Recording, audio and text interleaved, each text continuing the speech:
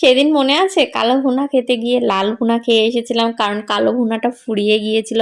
তো কালো ভুনা যেখানকার স্পেশাল সেখানেই তো যেতে হবে কালো ভুনা খাওয়ার জন্য। তো হ্যালো এভরিওয়ান, আসসালামু আলাইকুম।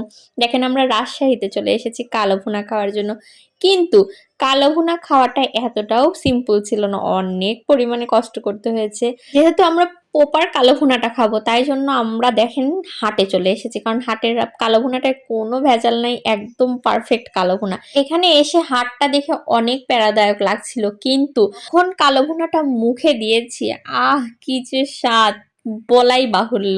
তো আমরা কালো ভুনাটা খাওয়ার পরে কালো ভুনার একটা ফ্যান হয়ে গিয়েছিলাম। আর এখানে যেহেতু ভিডিও অন করা ছিল জাস্ট ফার্স্টের দিকে, মাঝের দিকে ছিল না, তো এরা গ্রেভি বারবার রিপিট করছিল, সাথে এক পিস করে গোস্ত। মানে আমরা লাস্টে অভুক্তি হয়ে গিয়েছি ওনাদের এত আপ্যায়ন দেখে। লাস্টে আমরা মানে আমার হাজবেন্ড তো রাগারাগি পর্যন্ত শুরু করে দিয়েছে যে আর দিবেন না, আর আমরা খেতে পারছি না। আর এই জায়গাটা কিন্তু আমরা এমনি এমনি খুঁজে পাইনি, যেহেতু আমরা রাজশাহীতে অ্যাভেলেবল থাকা হয় না, যাওয়া হয় না, তো আমরা যারা চেনে তাদের একজনকেই নিয়ে যাওয়া হয়েছে। যাই হোক, আমরা এখানে খাওয়া দাওয়া করে প্রপার শান্তির সাথে রওনা দিচ্ছিলাম রাজশাহী থেকে। এদিকে আবার একটা কথা, আমার আজকে ভিডিওর মুড ছিল না। যদি আমার হাজব্যান্ড আর হাজব্যান্ডের ফ্রেন্ড না হেল্প করতে, হয়তো ভিডিও এত সুন্দর হতোই না। যাই হোক, আজকের মতো এটুকুই, আরো ভিডিও আসতে চলেছে। থ্যাংক ইউ ফর ওয়াচিং, আল্লাহ হাফেজ।